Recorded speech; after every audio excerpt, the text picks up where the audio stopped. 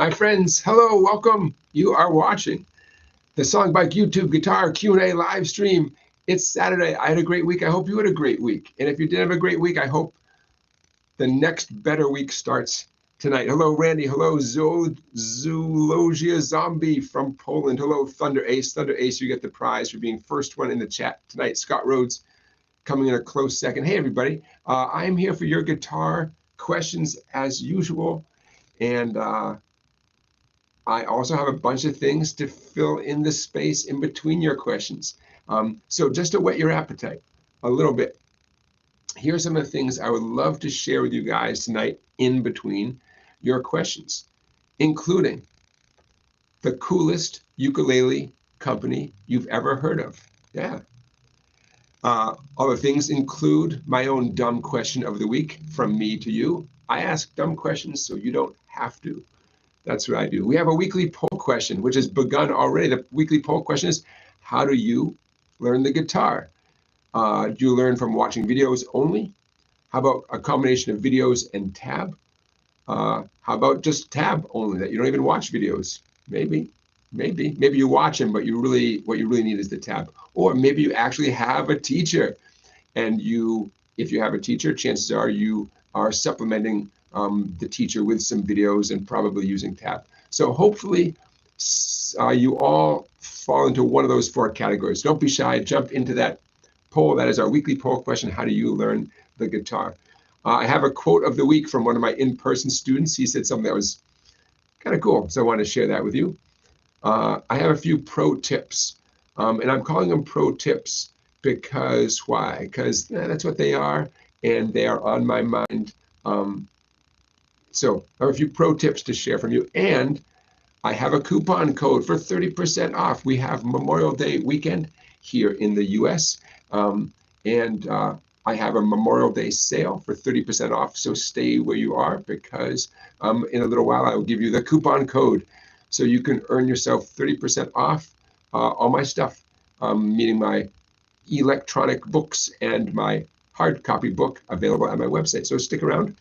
Oh, I have some great YouTube video links to share with you.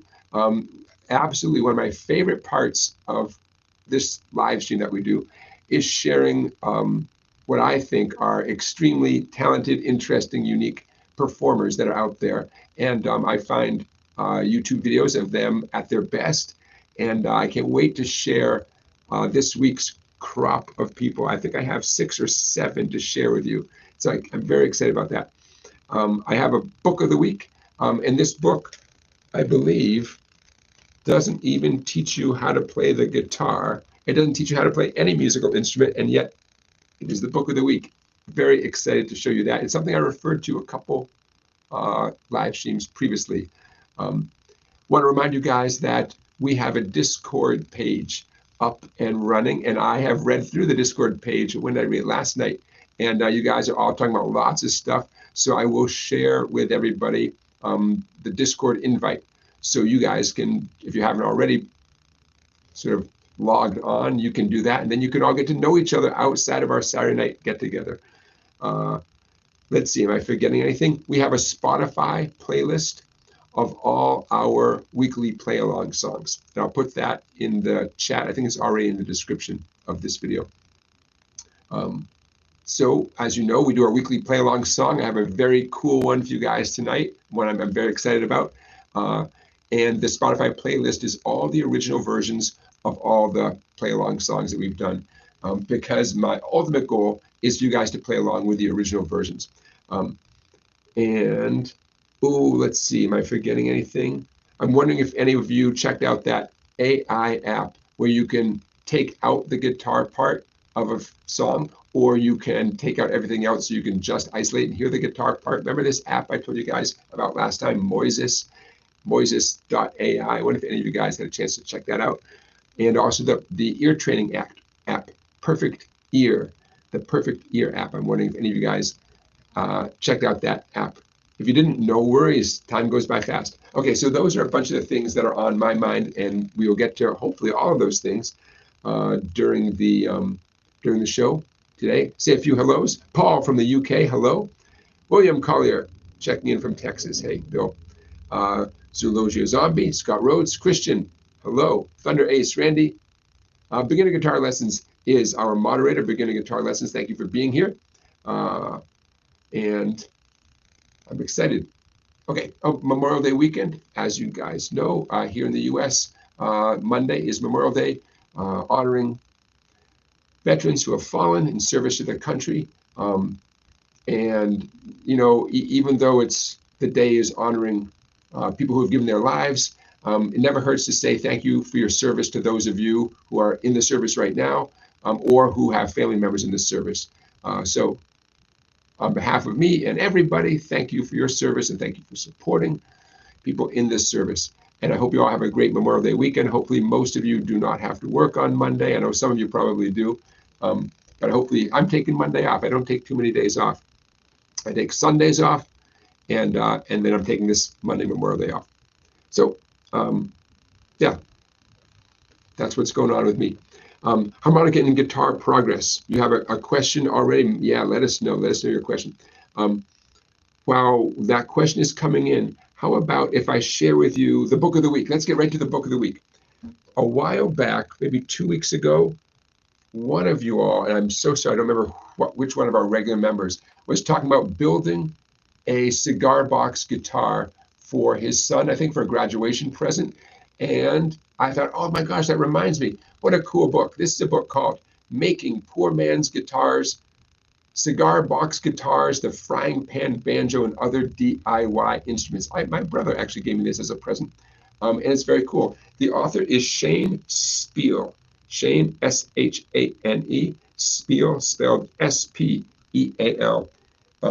Fox Chapel Publishing. Anyways, if you're curious, there's some great stuff and some great pictures of all sorts of stuff, just to whet your appetite. How about a beer can microphone? Yeah, right? There you go. There's some projects for you guys. So a very cool book, and I hope you guys have a chance to check it out. I assume it's still in print from 2018. It's got to be still in print, you know? So there it is. Making Poor Man's Guitars by Shane Speal. For those of you who are into cigar box guitars and other homemade stuff. Very cool book. A lot of information, a couple hundred pages. There's your book of the week. Doesn't teach you how to play the guitar, but very cool nonetheless. Zoologia Zombie says, I installed the Moises app. It's quite cool. The chord detection to be a bit hit or miss. Yeah, that's right. It actually, whatever song you feed into it, it tells you the names of the chords in real time, or at least it tries to. Zoologia Zombie says, if the song has non-standard tuning or more than one guitar, still the tech is impressive. Yeah, very interesting. And the Moises app, I'm sure, is not the only one, but just one that came to my attention. So I hope you guys all check it out. Remember, the interesting thing about it is either isolating the guitar part so you can hear that more obviously, or taking out the guitar part altogether so you become the guitar player. And either way, and it's free. At least there's a free version. You know, I think the free version limits how many songs you can work with over the course of a month or something. You know. So Harmonica and Guitar Progress has a question, and you put some question marks in advance, which I always appreciate. Harmonica and Guitar Progress HGP says, my new vintage guitar string popped. So I put a phosphor bronze replacement on. The others are steel, silver. Should I change them all? Or am I okay? Number one, how does it sound? Does it sound good? If it's, you didn't mention if it's electric or acoustic. I'm guessing that, well, electric or acoustic, that makes a difference. Acoustic guitars in a jam, you can get away with anything, right? Electric guitars, the metal makes a huge difference. The string material makes a huge difference because the pickups have magnets that are waiting for certain things to happen, so to speak. So Harmonica and Guitar Progress, just clarify for me there. If you're talking about an acoustic guitar or an electric guitar. But number one, does it sound okay? If it's an electric guitar and it doesn't sound good, well, then there's your answer right there, unfortunately. If it's an acoustic guitar, Foster Bronze obviously is great. And hey, you know what? It's a chance for you to, let's say the sound is okay, but you notice a difference from the new string to the original strings. It's a chance for you to you know, develop your ear and note subtle things like that. It could be a pretty subtle difference. If ask someone else in your vicinity if they notice a difference. They might not. You know, maybe they'll notice a difference, but you don't. Nothing like testing your ear. So yeah, it's acoustic, and yeah, acoustic guitar. Well, if you put the Foster Bronze on, then you know Foster Bronze strings sound great on acoustic guitar. So I think you're in a good position. Sorry it broke. These things happen. I think all of you should order Sweetwater right now. Order at least 2 sets of strings, and I'm going to put the Sweetwater link right in the chat right now. My affiliate link to Sweetwater. You always want to have extra strings around. And in the grand scheme of things, they're so inexpensive, especially if you buy, you know, a 3-pack or something, right? It'd just be so disappointing to break a string and be stuck. You don't want that. Those of you who click on that Sweetwater affiliate link that's in the chat right now or in the description, when you make a purchase, don't forget Sweetwater sends a little tiny bit of their profits back to our channel here to support what we're doing. And I thank you in advance. Somebody bought something recently because a little tiny percent showed up in my bank account. So whoever has been shopping on Sweetwater using the affiliate link, I thank you. HGP says, I never break strings. Oh, you had extras. Yeah, but you don't usually break them. Yeah. Yeah. I know aesthetically, you might bug you that one string is different than the others. I get that. But hey, at least you're up and running, and that's rock and roll, man. The show must go on. Crotchety Old Geezer has a question. Will learning piano help my guitar playing? Yes, yes. Learning any other instrument will help your guitar playing because it makes you more of a musical person. You know, the last time I played in a band on a regular basis, we were playing every weekend, bars and restaurants and stuff, I was playing drums. And I hadn't played drums in a band in a long time. And while my chops were rusty, I was so much more aware of everything about the songs because of my guitar experience. And let's call it awareness. You're, you know, playing piano, whether you're taking lessons or just teaching yourself with YouTube videos, it expands your awareness. And you look at music from a new perspective, and it's a beautiful thing. A million years ago, I remember saying to you guys, that in my perfect world, my wish for you guys would be you know, 2 hours of guitar practice every day and maybe an hour of piano practice every day, and then lessons with great teachers on both of those instruments. Even if your goal is to become a great guitar player, that piano experience is so interesting, so valuable. You guys know Albert Lee, the great British guitar player, Albert Lee, all that hot country stuff. Albert Lee came through my part of Connecticut a couple of years ago. He actually came through a couple of weeks ago, but I saw him a couple of years ago. I think half of the concert, Albert Lee was playing piano, great piano playing, not what I expected. He was playing all the hot country stuff with a band, but then he would take breaks and play this great piano stuff. So interesting, so cool. So yeah, so Crotchy Old Geezer, you have my 100% encouragement. Even though there's only so many hours in a day, and if you're practicing piano for half an hour, that's time you could be spending on the guitar. But you know what? It's worth it. It's worth it. You know. Hey, if you are an old geezer, then maybe you're retired, and maybe you don't. You know, you have time on your hands. Knock on wood. I hope you do. And then you know, hey, if you're retired, then you play guitar and piano as much as you want, and the world is a better place. And your ear gets better, keeps your fingers moving. Beautiful thing. Charlie Beagle, hello. Deborah, hello. So, beginner guitar lessons is mentioning that, yeah, we beginner guitar lessons, he and I were doing a lesson, and he asked for a song called Still of the Night. And I assumed that he meant the 5 satins, you know, in the still of the night. Little did I know there are other songs called Still of the Night. That was fun though. Yeah. What are you going to do? You know, some people recycle song titles and do completely different songs. Um, I'll say this as a teacher. I like getting song requests because either I know the song really well, and then I feel like an all-star because I can teach it, you know, in my sleep with my eyes closed, and or I've never heard this song before, and then I get to add a new one to my repertoire. Um, and yeah, I like that. Okay, so I mentioned a ukulele company. Let's get into the ukulele company here.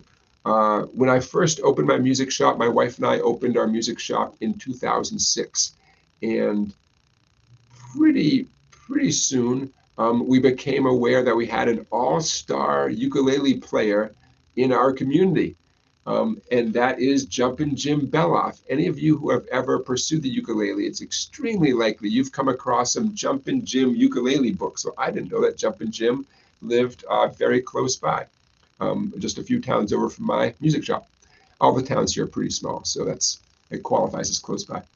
So I met Jumpin Jim, and Jumpin Jim turned me on to this ukulele company, which is owned and operated by, I'm not sure exactly how they're related, the Magic Fluke Company, the Magic Fluke Instrument Company. And I'm going to put their website in the chat. What a cool company. And so I began stocking their instruments in my music shop, and we sold every last one, and they're colorful and beautiful and fun, and they sound great, and they're built to last. What a cool company.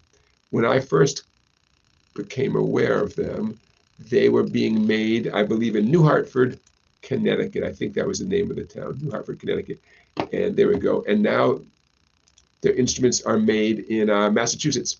But what a cool company. And they've expanded into banjos and a very cool type of violin. So you guys have to check out the Magic Fluke Company. I just put their website in the chat. I'll put it in the description of the video too. You know, ukulele is an instrument that you'd be surprised how quickly any of you could pick up the ukulele. The strings are tuned differently than the guitar, unless it's a baritone ukulele. Then a baritone ukulele is the exact same as the four skinny strings of the guitar. But even the other sizes don't rule that out. Any ukulele, you guys, if you can play just a little bit of guitar, then you have a huge head start in the ukulele. Get yourself a ukulele and have a ball. So, and I recommend the magicfluke.com. Magic Fluke ukuleles, MAGICFLUKE, magicfluke.com. And if you're shopping around for ukulele books, you got to get a Jumpin Jim ukulele book. He has a lot. I think they're all from Hal Leonard publications. How cool is Jumpin Jim? I'll tell you two reasons how Jumpin Jim is cool. He has donated a ukulele to the public library, so you can just check out the ukulele for 2 weeks like you check out a book. How cool is that? He may have done it in more than one town. I know he's done it at least in one town around here. Hey, Poopa John. And I'll tell you another quick Jumpin Jim Beloff. His last name is Beloff. I'll tell you another story that he shared with me. He used to live out in LA and became a ukulele expert out in California. And I apparently he was making a name for himself as the guy to check in with if you're also a ukulele enthusiast. Well, he got a phone call from George Harrison's manager. This is going back quite a few years, I assume in the 80s. Okay, whenever it was. George Harrison is going to be visiting California. You're going to be around. He's going to be coming in, 6 months. Yeah, I'll be around. Okay, great, because he wants to meet you. Okay. He kind of took it with a grain of salt. And periodically, as the date grew closer, the management, George Harrison's management, kept calling him and saying, okay, he's going to be there in a month. You're going to be home, right? Yeah, I'll be home. He's going to be there in a week. You're going to be home? Yeah, I'll be. And as the date got closer and he kept getting these calls, he thought, okay, maybe this is really going to happen. On the appointed day and time, I think he said it was a white limo, don't remember, pulls up to his house, and a Beatle is walking up his walk. I mean, can you believe that? Wouldn't your head just fall right off your shoulders? And sure enough, ding dong, he's opening the front door to George Harrison. Crazy, all because his passion for ukuleles. He said George Harrison hung out at his house. They talked about ukuleles. George Harrison sat down at his piano. He said George played something, his song, something, right? Something in the way she moves. Sat down and played it on his piano. Oh my God, speaking of musicians who can play piano. So Jim was telling me this story in the context of a summer camp. For a while, I used to do these summer camps at my music shop. And one week, the summer camp was the theme of the Beatles. So all these, I'm going to say maybe 8 or 10 kids were sitting around in a circle. Jumpin Jim is telling them the story about meeting George Harrison. I'm freaking out like, oh my God, I'm meeting a guy who met a Beatle. So he takes out a photo and he's passing on this photo of him and George Harrison. And the kids are looking at it. Wow, this guy met a Beatle. They're passing on the photo. And the photo is about halfway around the circle. And he says, yeah, well, just be careful with that. It's my only copy. Oh my God, I just about died. Like, no, dude, you can't meet a Beatle, get a picture, what we would call a selfie nowadays, and have only one copy. That should be in a safe deposit box or something, right? Oh my gosh. Unbelievable. So anyways, coming back around, you all should check out the magicfluke.com website and get yourself a cool ukulele or a banjo or one of their cool fiddles. So there you go. Paul Russell, I see your question, Paul. Paul is asking about the chords for the song Summertime. I would love to teach you the song Summertime. Here's the deal. I'm finishing up my book of chord-melody songs, and that song is going to be in the book of chord-melody songs. So hang on, that book is coming very soon, I hope. And it's not only just the chords, but it's how you can play Summertime as an instrumental, literally combining the chords and the melody. That's why it's called a chord-melody arrangement. And I don't have it in front of me, but to my memory, the song was not particularly hard. The way I have it arranged, and so you're going to do just great, Paul. So thank you for asking, and I think you're going to love it. So stay tuned, everybody, when that book is going to be coming out. Scott Rhodes has a question. Scott's asking about tenor guitars. Scott says, speaking of 4 strings, any thoughts on tenor guitars? I saw the Kingston Trio using one and looking into it a little bit. Yeah, a tenor guitar. I think I've only come across one. I used to work at a guitar shop outside Chicago. And I think a tenor guitar made an appearance one time, and I don't remember much about it because this is going back to the, late 80s, early 90s, give or take, early 90s, I guess.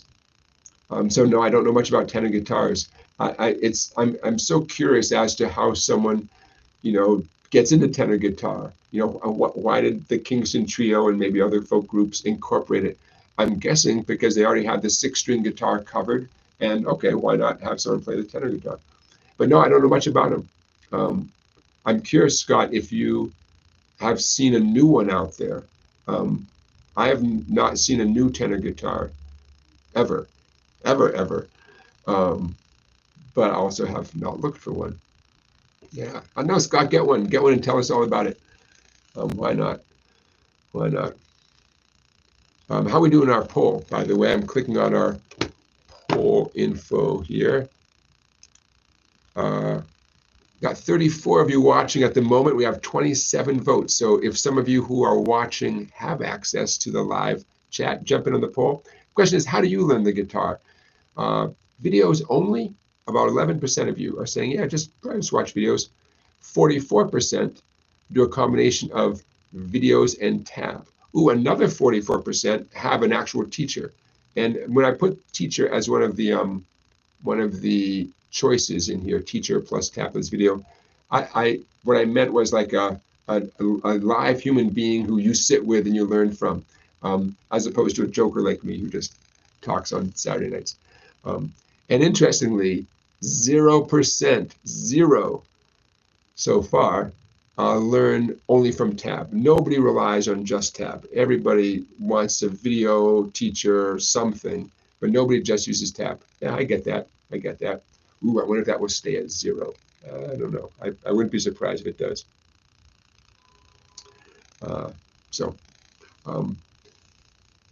Live to Fly, thank you for joining us. Okay, I see. I see your question, ZZ. What are some cool country bluegrass songs that are fun to learn for beginners, either rhythm or lead? Yeah. Will the Circle Be Unbroken? Amazing Grace. Amazing Grace works nicely as a like a country bluegrass kind of arrangement. Um, uh, Going Down the Road Feeling Bad. Sometimes I've seen that called like Going Down the Road or various titles, but Going Down the Road Feeling Bad. That's a good one, because country bluegrass songs often are based on maybe three major chords. There's a lot of overlap. Like if you can play one or two, you can play 100. And typically they have a nice boom chicka boom chicka, kind of rhythm in slow motion, and then faster.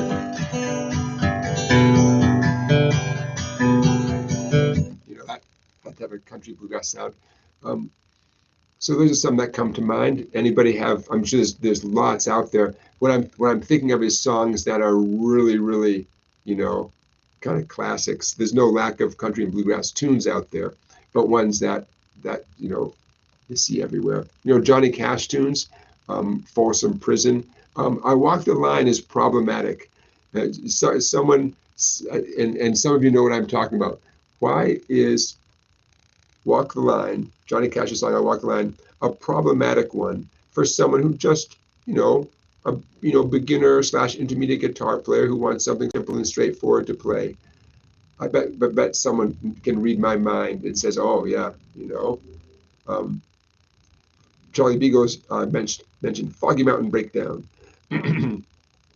But do put some suggestions in the chat for ZZ about some country bluegrass songs, and that could be great for him to learn. The more famous, the better, right? We all know obscure songs that nobody's heard of before, but like we're going for famous tunes. Live to Fly has mentioned the Grateful Dead. The Grateful Dead. Oh, Jerry Garcia, taught bluegrass banjo lessons before he was Jerry Garcia. So Jerry Garcia is an example of a guy who was pretty well acquainted with American music, across the board. And it's reflected in the song choices of the Grateful Dead. The Grateful Dead did songs that certainly have some roots in bluegrass for sure. If not, songs that actually were bluegrass tunes. Dark Hollow, right? The Grateful Dead song Dark Hollow. I'd rather be in some dark hollow where the sun refused to shine. I mean, I'm pretty sure that's not a Grateful Dead tune. That's like, that's an old school bluegrassy country tune, Dark Hollow.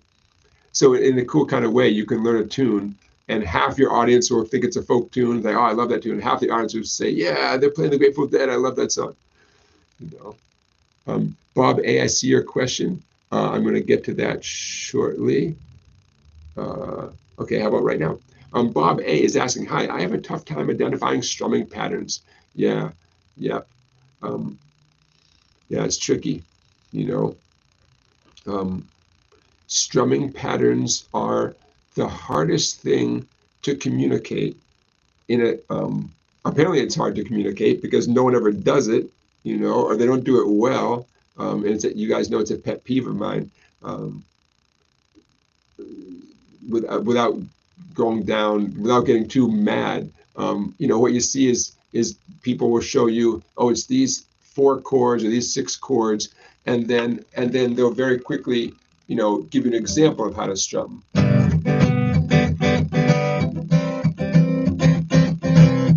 And they'll say, okay, so that's the verse. Like, well, wait, what was that? And it takes patience, man, to break down a strum pattern. It takes patience. And guess who's good at it? Drummers. Drummers are all about rhythm. And guess who's a recovering drummer? This guy.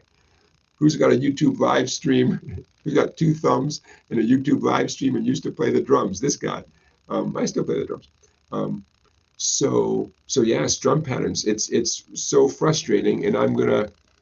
This is what I did to address the lack of information out there. You guys know the Strum Pattern Bible, subtitled The Most Popular Picking and Fingerstyle Patterns from Your Favorite Songs. Oh, in a minute, I'm going to give you guys the coupon code, and you can save 30% on this book. I think it's $20 and 30% off.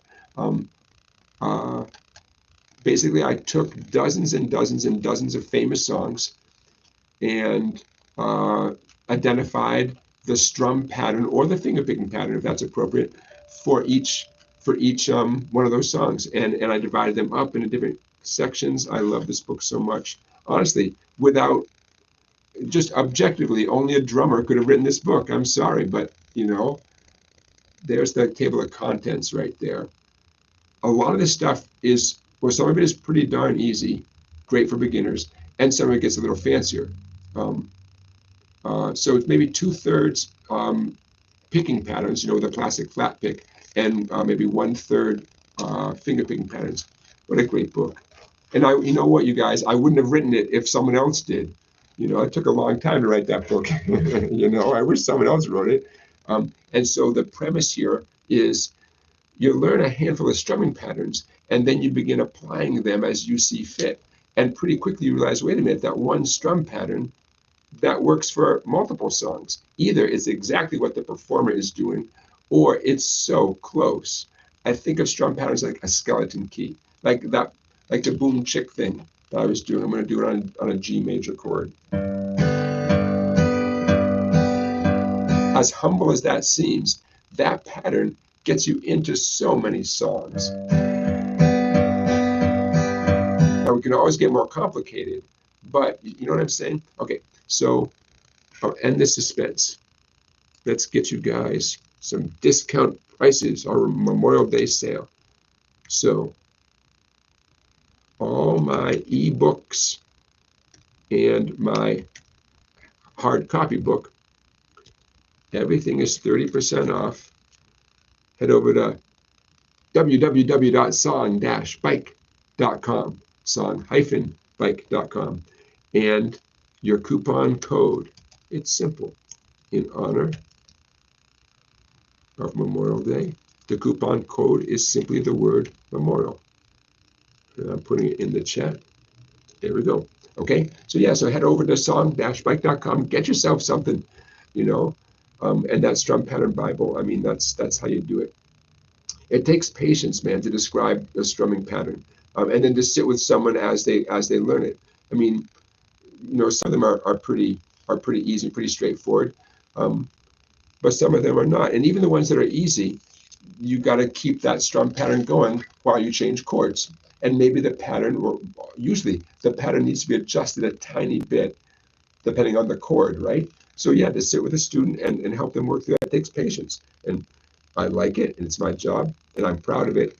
But I can't tell you, the vast majority of YouTube videos on how to play this song, how to play that song, they do not get into the strum pattern. They demonstrate it quickly. That's not the same thing, man. That's not the same thing.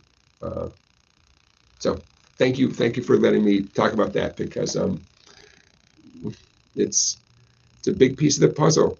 The guitar is a two-handed instrument. How can you talk a lot about one hand, say that your fretting hand, and not talk an equal amount about what the strumming hand is doing?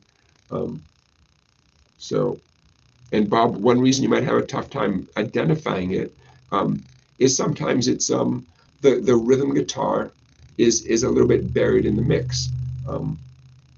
It might be totally appropriate aesthetically, but as a student, it's hard to hear, like, okay, so what's going on there, so yeah. Scott says there are new tenor guitars out there, and Sweetwater has some. Oh, excellent. Don says, looking forward to the release of your Chord-Melody book. Me too.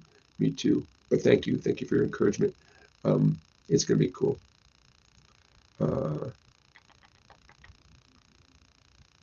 Okay. I'm just reading through your stuff here. Rock Lobster, hello, Stephen.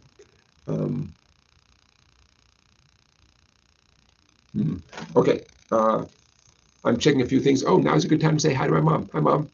Thanks for watching. I believe my wife, Music Fan, is watching. Music Fan, I haven't seen you in the chat. That means I haven't done anything horribly wrong yet. I haven't. I haven't. The show must be going okay. I appreciate that. I hope the kitty cats are watching. My wife sent me a very cool. She texted me a very cool picture of one of the cats watching the live stream on the home TV, watching this live stream on the home TV, and she was like reaching up to touch my face or something. It was very, very charming. I I assume it was a gesture of love as opposed to swatting at me. I don't know. It was a cool picture. Okay, let's. I mentioned some pro tips. Let me give you guys some pro tips. These are things that came up in lessons this past week. You guys know I teach about 40, give or take, students during the week. Some of them are in-person lessons and some of them are online lessons, including with some of you guys. Music Fan 1004. Hello, sweetie. That's my wife. That's why I call her sweetie.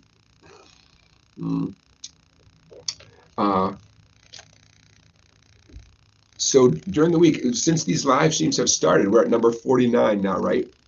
Next week, big week, number 50. Now during the week, when something happens during one of my lessons, I make a note. I'm like, oh, you know what? I should mention that during the live stream. So let's call this a pro tip. One of my students said something, and I thought, ooh, how interesting. I've taught for 32 years, and I don't think I ever thought of this.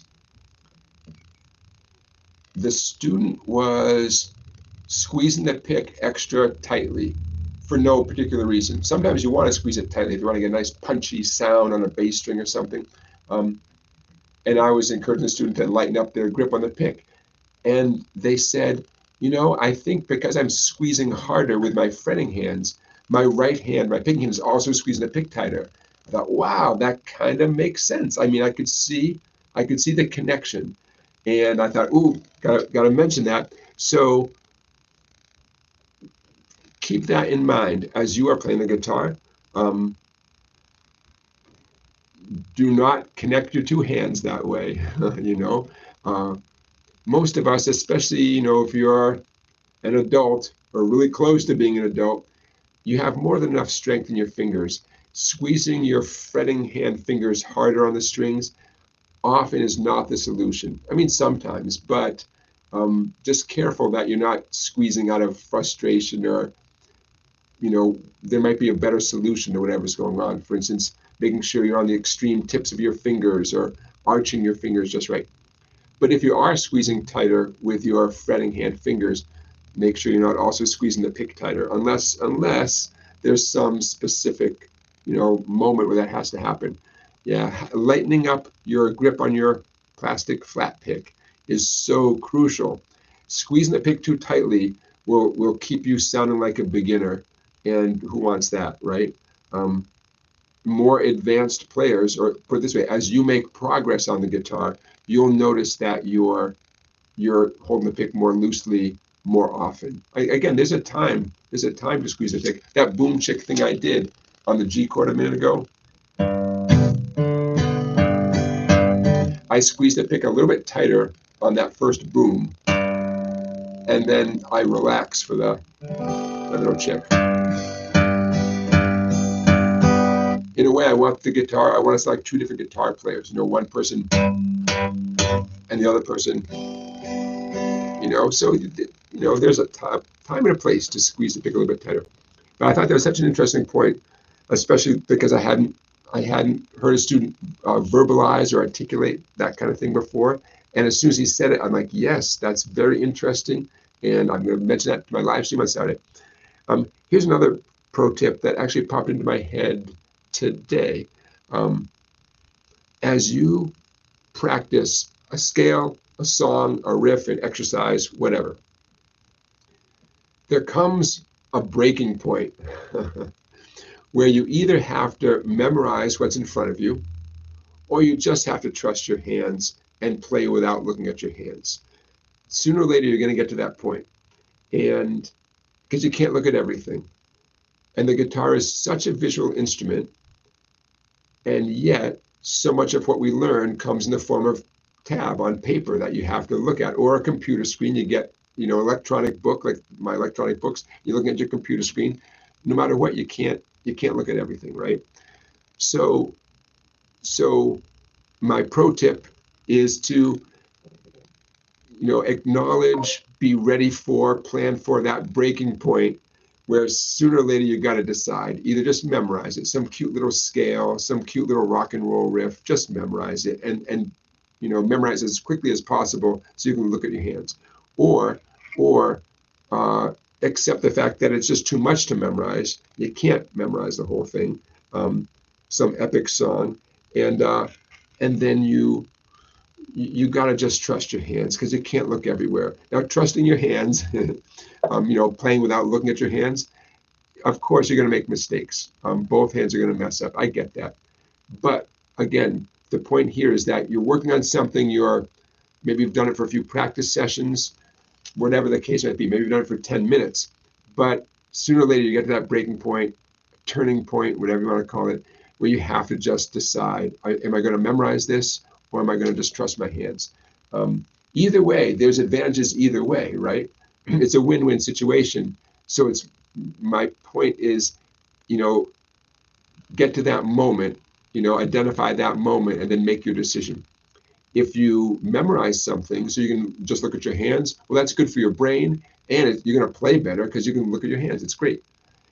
If you keep your eyes on the tab on the computer screen and you're trusting your hands, well, how cool is that? Because even though you're going to make some mistakes, you're going to make fewer and fewer mistakes. The more you do it, you're going to trust your hands more and more. And then you're that cool person who's playing without looking at their hands. That's great too. So there's no downside to this at all. But there comes a time. Comes a time when you must decide which one are you going to do. You got it. You got the idea. Okay. I'm checking off a few things on my list here. Check, check, check, check. Okay. How about checking with you guys? Zulogia, Zombie just bought the Strum Pattern Bible. Thank you. It's in Poland. It's on its way to Poland. I love that. I love that. I just sold a book a couple of days ago, to an electronic book, right? To someone in New Zealand. Oh, it makes me so happy. And someone in California, I think I just shipped out a hard copy book to California. You guys, it makes me so happy. I don't get out much. So the books do it for me, they see the world. They see the world. But ZZ, thank you for getting that. And don't forget, all these books have videos, okay? They all have videos, because you gotta have a video. You gotta see the person doing it, right? So they all come with videos. Hey, Rock Lobster is making a great point. Rock Lobster says, I catch myself holding my breath all the time. Excellent point. Yeah. Humming along is a way to keep breathing. I mean, any kind of humming. It doesn't have to be loud, doesn't have to be beautiful, or counting, whatever it takes. But yeah, I'm so glad you mentioned that. I forget to identify that. Tension, anything that creates tension it hurts your performance, right? And this goes for any musical instrument. It goes for singing, right? If and when you do vocal lessons with a teacher, you're going to talk about that. I've had just a handful of singing lessons, but tension, yeah, talk about where the tension is coming from, how to address it, how to identify it, and why being tense, is a bad thing. It slows you down. It stresses you out. It slows you down. It's a distraction. All of the above. So thanks for bringing that up. Okay. Deborah says that she's compiling a sort of book of all the major minor scales, pentatonic scales. Yeah, good. I mean, you can go and buy a book, but when you put it together yourself, then you're processing all the information. Yeah. Excellent. Okay. Hey, you guys, let's get into the song of the week, the play along song of the week, and that will lead to the chord family of the week. You ready? Let's do it. Let's do it. The song of the week. I'm going to show you the skills you need, and then we'll get into the song. Okay, the song of the week is Everybody Hurts by R.E.M. What a beautiful song. And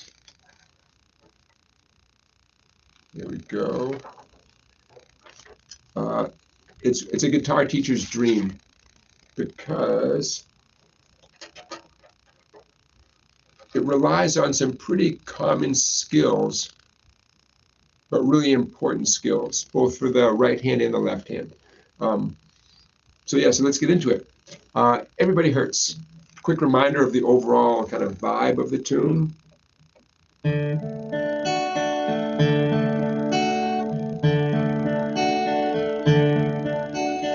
Right? Sounds like finger picking. In fact, you could do it as finger picking. I'm going to teach it today as a tune that we play with a plastic flat pick, but you could do it as finger picking. If you did, I'll keep this quick. If you do play this with finger picking, you definitely benefit from the common orientation of your picking hand, meaning the thumb is in charge of the 3 bass strings, E, A, and D, no exceptions, and your index, middle, and ring each get their own personal string. Index finger on the G string, 3rd string, middle finger on the B string, 2nd string, and ring finger on the 1st skinny E string. If you orient your picking hand that way, the song is going to flow. You're going to make progress on it. In fact, if you've never finger picked before, this is actually a great tune to do as a finger picking tune. It's a little bit fast for a total beginner, but just take it slowly and work your way up to the actual song. Ooh, I'm getting a message that we're going to see some ads. I'm so sorry, you guys. Ads will run shortly for some viewers. Just so you know, when I timestamp these live streams, I have to sit through the ads just like you guys. I know. It's all right. It's all right. It's the world we live in. Okay, so Everybody Hurts. We're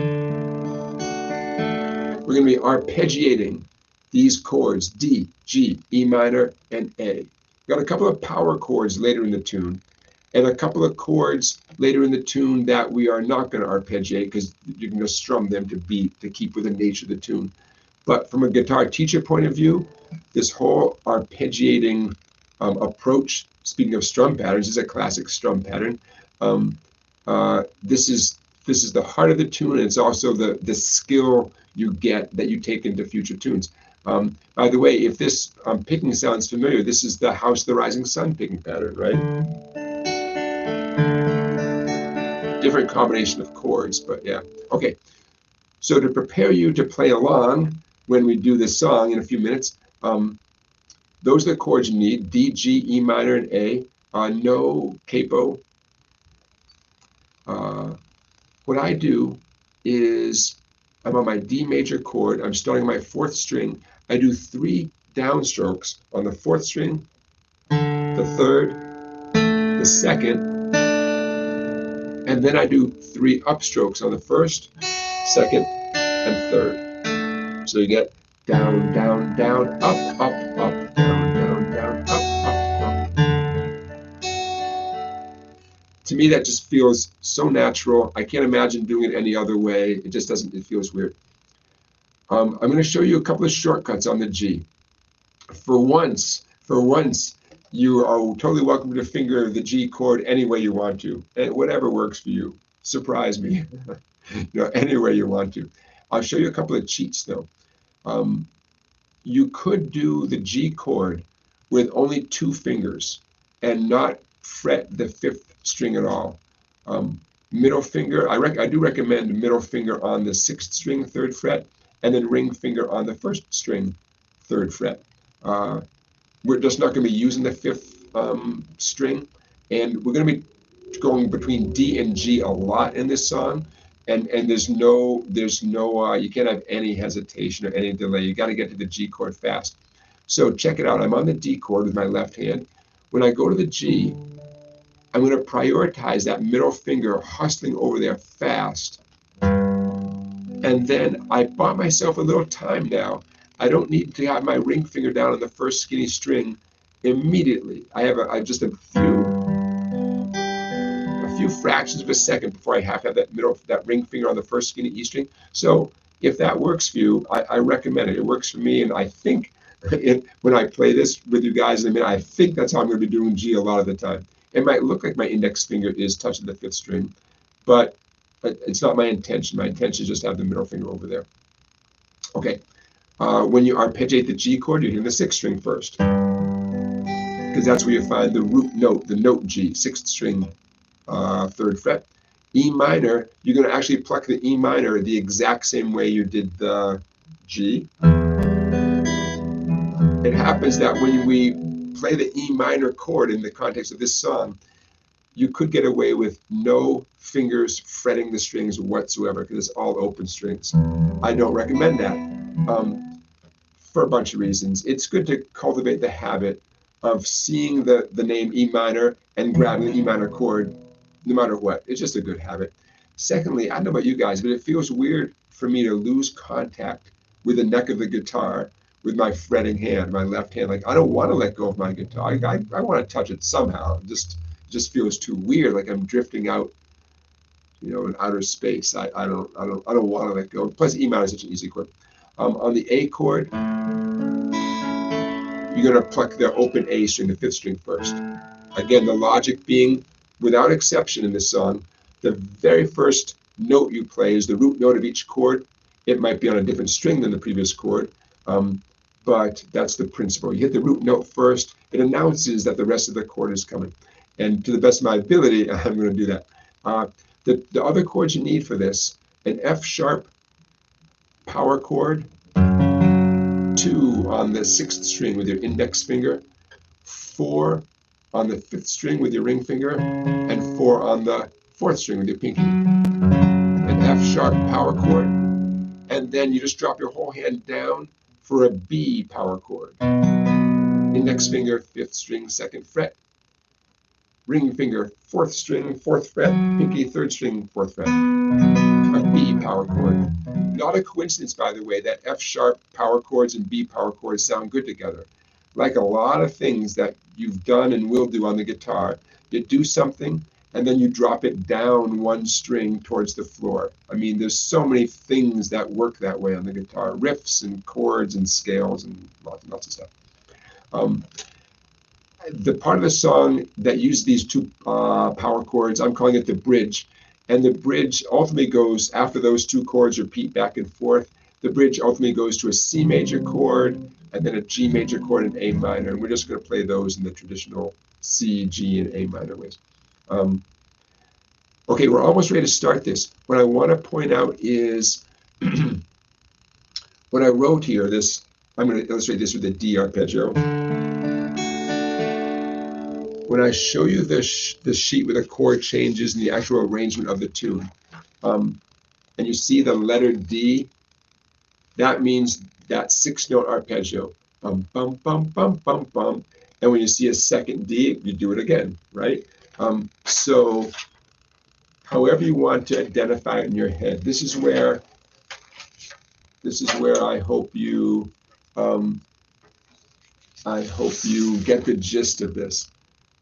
Like I said, with strum patterns and timing, I take it really seriously, and I try to communicate it as clearly as I can, and yet I also want to sum it up on 1 page, Ooh, I'm going to scooch this up. Okay, so take a look, everybody. What we have here is the structure of Everybody Hurts by REM. We have the intro, D twice,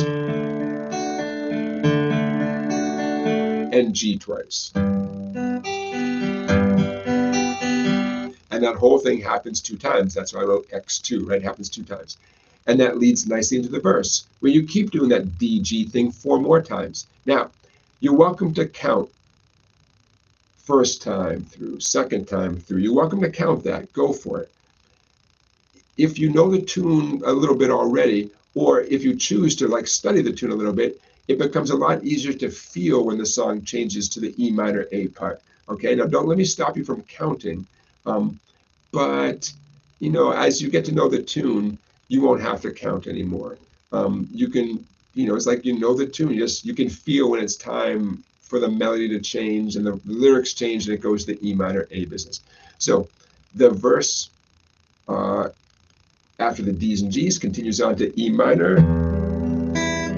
twice, meaning 2 arpeggios, and A major with 2 arpeggios. And that whole thing happens 3 times, times 3, okay? And there's your verse.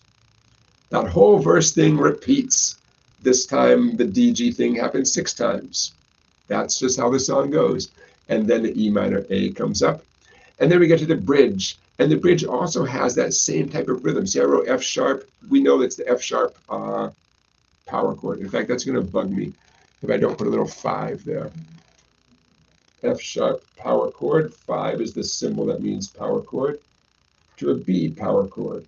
And the timing, though, is the same timing. Remember how that D up top there represented a 6-note arpeggio? Well, we're still going to think of this in terms of 6 counts. Here's my F sharp power chord.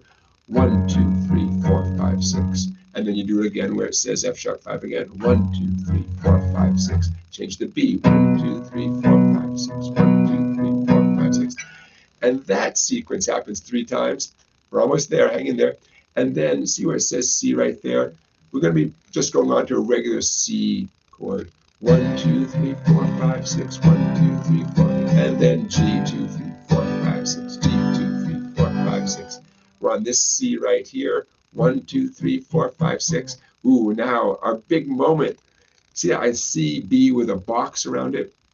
Okay, ready for this? It's going to be easy, but I put a box around it to remind myself to talk to you. You're going to strum the C chord 1 time. That's that C in the box. And then just do the note B, 5th string, 2nd fret. We got a little walk down happening here, essentially. Actually, you know what? Let's make it a real walk down. Instead of strumming a C chord where it says that C in the box right there, just hit the note C, 5th string, 3rd fret. Then the note B, 5th string, 2nd fret. So it's a little mini walk down. And then we're on to that A minor. Okay, it actually ends abruptly. It's 7 light strums on the A minor there. 1, 2, 3, 4, 5, 6, 7. Okay, I know I wrote it twice, but you know it ends a little bit abruptly. There's a couple moments in this song where, despite what I wrote, the chord ends and there's no space. It ends sooner than you think, and then it goes on to the next section. Okay, so after the bridge, we're back to the verse again, and the outro is just D's and G's over and over again. What could go wrong? What could go wrong? Okay, so you guys see this okay? I bet you can. And remember, my intention is that you guys come back to this and work on it until you're ready to play along with the actual song, you know? By the way, if some of you are not comfortable with this whole arpeggio business, you could just strum D, D. You would do 2 downstrokes every time you see the name of a chord. 2 downstrokes on that D, 2 downstrokes on that D, 2 on G, and 2 on that G. You know what I mean? It's all going to work out. All right, I'm going to hydrate here. We got lyrics, we got chords.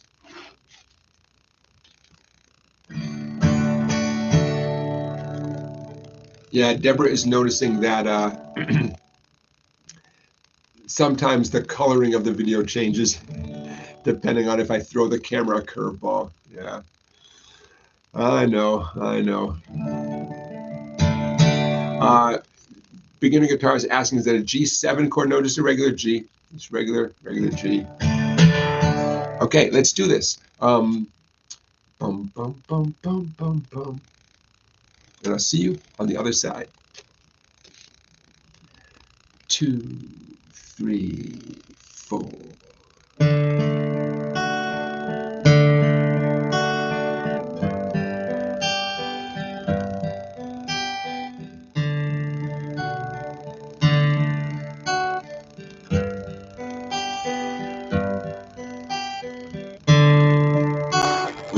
is long, pride is yours alone.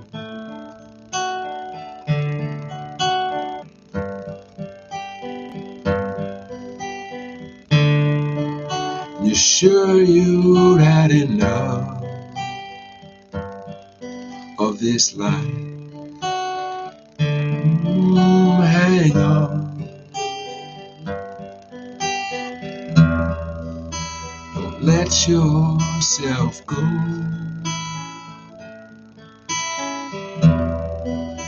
'cause everybody cries and everybody hurts sometimes. Sometimes everything is wrong. Now it's time to sing along. Your day is died alone, and you feel like letting go. You think you've had too much of this life. Hang on,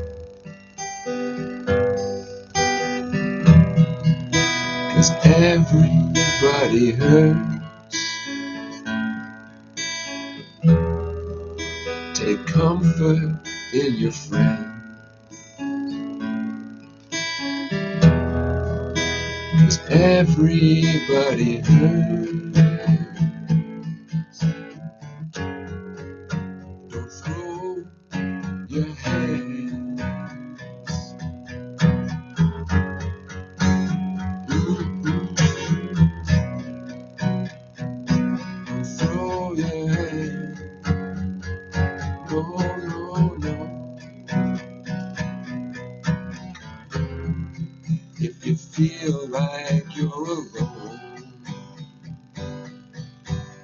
no, no, no, you're not alone.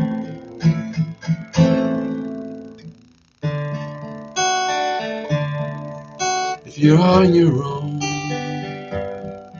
in this life, days and nights are long, and you think you've had too much of this life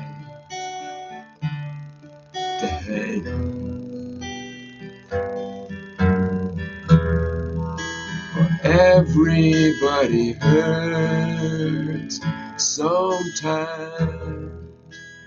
Everybody cries. Everybody hurts sometimes. Everybody hurts sometimes.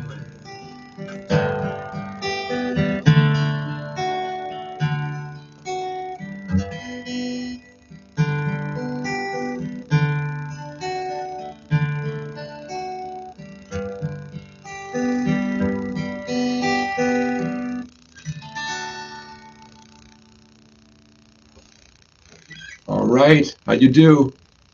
There's a lot going on in there, right?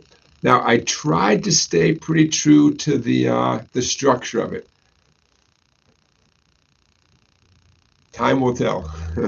We'll have to roll the tape and see, but I think I stayed pretty true to the structure. Of course, I wish I could call out like, we're going to the bridge, you know, or here comes that CB thing. Towards the very end, I did a little walk down. I didn't put it in throughout the song because that was not within the scope of this song, but there's opportunities to do a walk down every time you're on the G chord going to the E minor, 3rd fret, 6th string, 2nd fret, 6th string, and then you're into the E minor. You know, that's one example of a walk down. And you can hear the bass guitar, dom, dom, dom. In fact, that's how you know it's time to go to the E minor. If you listen closely, you hear that the bass guitars start leading there and then boom. Okay, so check this out. Time to move into the chord family of the week. And we're going to use these chords to illustrate the chord family of the week, because there's a few things to talk about in this song, including some predictable stuff and some oddball stuff. It may not come as a surprise when I tell you we're in the key of D in this song. A lot of the times you can trust the first chord of the song, not all the time. Someday we'll do the blues song called Key to the Highway. And Key to the Highway, to me, is the #1 example of a song that does not start off on the one chord. We'll get there someday. It's an easy song. I mean, it's a straightforward tune. But very often you can take a wild guess at the key that you're in is the name of the first chord. Okay, so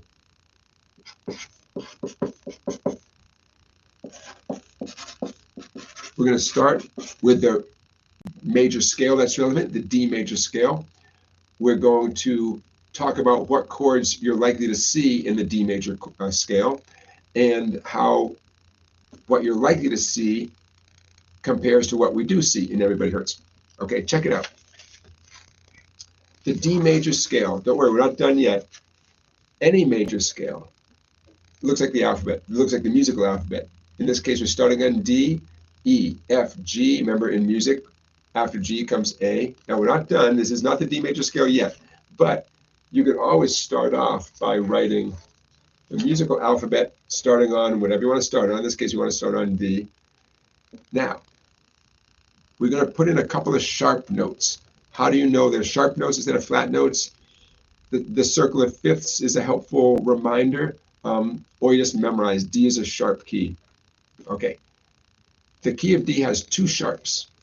And the way to remember which 2 sharps they are is that cute little saying, first class ghosts don't always eat babies, or fat cats go down alleys eating bananas, right? So personally, I just have memorized over the years that D is a sharp key and that it has 2 sharps.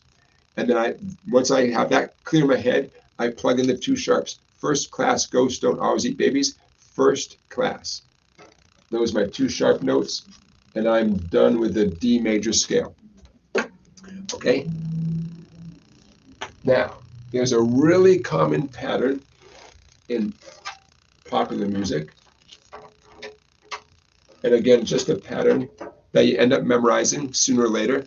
And the pattern is this. The first chord of the scale, the first note of the scale can also be thought of as a major chord. So a minute ago, that D represented the note D. Now it represents the D major scale. The 4th note of the scale shows up, whoops, how about this one, 4? Make this a big number, 5. Okay.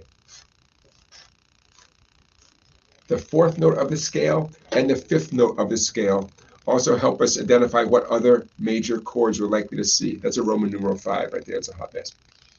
Okay, so if someone says to you the song's in the key of D, yeah, it's extremely likely you're going to see D major chords, G major chords, and A major chords. You just end up memorizing it, 1, 4, and 5, right? Now, you might already associate those chords just as a group, D, G, and A, and that's great. You have street smarts. If you know D, G, and A sound good together just because you know, because you've done it a million times, that's good, street smarts.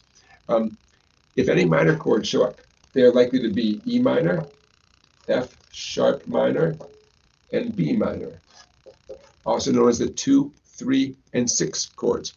If any weird sounding diminished chords show up, it's likely to be based on the C sharp diminished triad. But those don't show up very often, so I'm going to ignore it. I'm going to pretend like there's nothing there. Okay, so it's totally possible that this family of chords is what a songwriter is going to draw on. Once they start writing a song in the key of D, once they start banging a D chord, these options are extremely likely to follow. D major, E minor, F sharp minor, G, A, B minor. Now, I could prove this to you, but again, that's outside of the scope of this moment right here. So let's compare what is likely to show up with what actually did show up. Check it out. Look at that. Do we see D, G, and A major chords? Yeah, man, all over the place. You can't escape D, G, and A chords in this song. The 1, 4, and 5 chords. And how about E minor? Do we see E minor? Totally. The verse is built on E minor, right? I mean, you can't have, E minor is integrated into the verse and it sounds great. Okay, so what about this thing?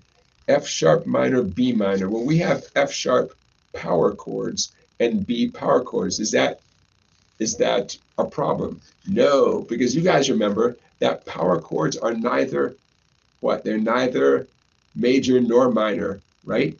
So an F sharp power chord, it sounds great. It doesn't have the ingredient that would make it major or minor. It has the other ingredients, but it doesn't have that ingredient. So it's totally appropriate to substitute or to play an F sharp power chord in this context and a B power chord. Totally, it's great. And being power chords, the song is getting louder at that moment. Peter Buck, presumably the guitar player, is banging on those power chords, some distortion. The whole song is ramping up right there. Sounds great. It sounds great. So doing power chords instead of minor chords is an aesthetic musical choice, and it sounds great. It totally fits the song right there because it's the bridge, right? The bridge is where something new and interesting happens. But what's kind of freaky is the B power chord essentially moving up to a C major chord. There's no mention of C major here. What were they thinking? I don't know. Except once you're doing something that's a B, like a B power chord, C is like the note C sure is the next closest note. So they made a choice to borrow a chord from another key signature because the C major chord is not part of this key signature. And guess what? That just, hey man, if they can pull it off and it works musically, that's fine. Now you might know from your experience that C and G sound good together. And that sure is handy because G, is that kind of connects us back to the song a little bit. So what does REM do here? They hit that C chord, but then G is a totally good sounding chord. Back to C again. Okay, a little walk down to A minor. A minor is a little freaky. A minor is not one of these acceptable chords. It's a non-diatonic chord. Again, one way to say it is they're borrowing A minor from another key signature, okay? And then A minor is the last sound you hear before the song does return to the key of D major the way we'd expect it. Okay, so the bridge as powerful and ear-grabbing as the F sharp power chord and the B power chord are, and that part of the song, I mean, wham, it's a great, I mean, it's what the bridge is supposed to do. Great musical choice. But those chords don't come out of left field. Those chords are well within our key here. What comes out of left field is that C chord. I don't know. I don't have an explanation except, well, you're on a B chord anyways. It's a B power chord, and C is like, I don't know. Who knows? So this is one of those things where it sounds good to me. It sounded good to REM, and they just did it. And I don't want to underestimate their musical knowledge, but they might have just done it by trial and error, and they liked how it sounded. And A minor ultimately sounded good enough to get back to D, and that's all that matters.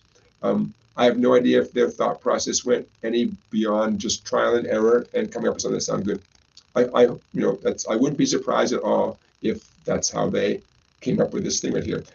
The reason that interests me, though, is because I like talking to you guys about what you can expect and then what you just have to, ask yourself, hey, does it sound good? They bent the rules, they broke the rules, however you want to put it. Does it sound good? Yeah, sounds fine,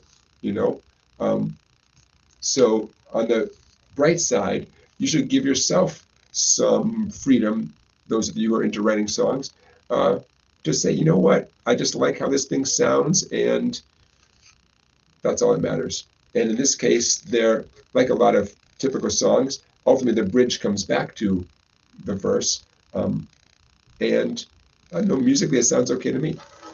Anyways, that's why I like talking about this stuff with you guys, both because of the rules involved and the, whatever you want to call it, the randomness that's involved as well. And that's why those are our chords of the week. Hey, they used all of them, right? They used all 6 chords available in the key of D, as well as a few bonus chords. Very fun. All right, that's it. And I'll leave that up there. Why not? I don't know. Maybe you guys would rather me leave this up there. Maybe you guys are still strumming this. You may get both. Is that possible? Sure. All right. Now I'm hoping there's a few questions waiting for me in the chat. I'll say that later. Yes, Deborah. Deborah says so. Using the power chord makes it not sound too minor. Yeah. I mean, it's a powerful sound. It's its own unique sound. At least that's how I would put it. But no one can claim the power chord is major or minor because literally it's missing the ingredients. Like a flag that's known for 3 colors, and one of the colors is gone. You know, it still gets the point across, but you can't say it's still the exact same flag anymore, right? You know, the American flag with only 2 colors, we'd recognize it, but it's different.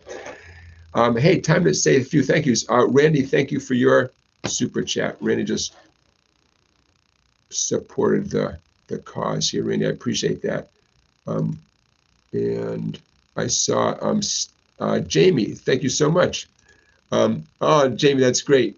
Jamie is reminding us that last week we did that song Havana by Camila Cabello, and Jamie says, I finally got my daughter to listen to me play. Oh, that's a beautiful thing. Awesome, Jamie. That's awesome. And thank you for your super chat. And then I saw Steve, and I saw yours there too. Rock Lobster. Thank you, Mr. Lobster. I appreciate that. So you guys, when you make super chat donations, that's that $sign at the bottom of the chat.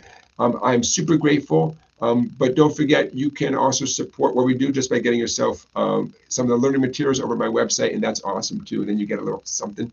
Or head over to Sweetwater and get yourself something using the affiliate link. Willie, hello, Willie. Willie says happy Memorial Day weekend. Same to you, Willie. Okay, bear with me, guys. I'm scrolling because I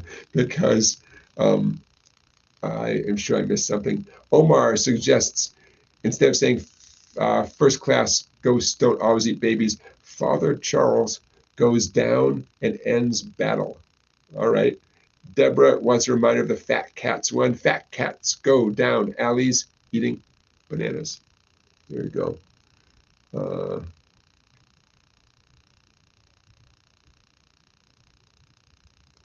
Okay. So to make sure I haven't missed anything here.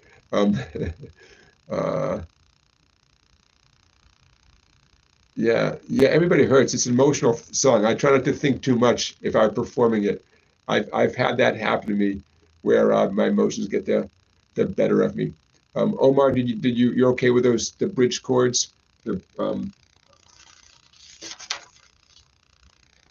power chords. As a teacher, of course, I like any time new concepts show up in a song. So going from regular chords to power chords, it's like, ooh, little bonus. Okay, so you guys, now it's time to toot some horns.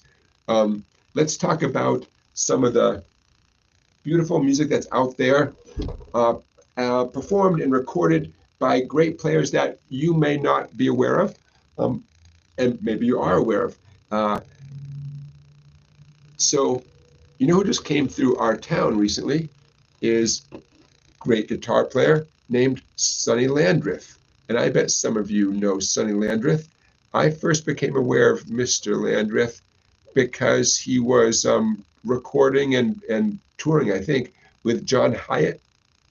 And I thought, wow, that guy is good. So one terrific player I would like to feature tonight, Sonny Landreth. Across the street from my music shop here in Connecticut is a little theater, about 250 seats, and Sonny Landreth and his band just came through. And one of his bandmates popped in the music shop, and we had a nice little chat. I had these little 15-minute gaps between lessons, and he happened to come in right at that. So I had 15 minutes to just chill and talk with him about life, and guitars and music, and that was so great. And then he had to get back for a sound check, and I had a student to teach. But sometimes someone pops in right when I have a break, and that's a minor miracle. Joe was his name, from the band The Iguanas, because it's Sonny Landreth and The Iguanas. So Joe, it was nice meeting you. And so anyway, Sonny Landreth. So I in the live in the chat there, I put a YouTube link, and I'll put this in in the description of this video. All these links I'll put in the description of this video as well. Sonny Landreth is famous for one thing in particular, and I have not studied it, but it's sort of on my list. I just put a slide on my pinky finger here. Sonny Landreth created a playing style where he is not just playing slide guitar, he's changing the sound of the strings as he's playing slide guitar. So his remaining fingers are fretting things so that when the slide slides, the notes are changing. And I'm sure I'm not describing it in a great way, but he invented it, he created it, and it's very cool. And it's on my list of things, someday to investigate and pursue. Okay, how about another one? Let's do oh man, these are so good. I'm gonna do these two at a time, because otherwise this is gonna take, even though I love doing this, I don't want to take too much time, because I'm hoping that you guys check these out. I'm putting another couple names and YouTube links in the chat. David Rawlings. I bet some of you knew who David Rawlings is. David Rawlings came to my attention as the musical partner of Gillian Welch. And his harmony vocals are great. They're together, their voices sound so good. And then his playing is so terrific. David Rawlings is the only guy I know who plays an acoustic archtop guitar quite a bit. Imagine an acoustic guitar without a sound hole, And I feel like most every time I see David Rawlings performing, YouTube videos or whatever, he's playing an acoustic archtop guitar. So if you're not quite sure what I'm talking about, just click on that link sometime. And the link I posted is him doing one of his own songs, which I love. There's a TV series called The Gentleman, and they use this song.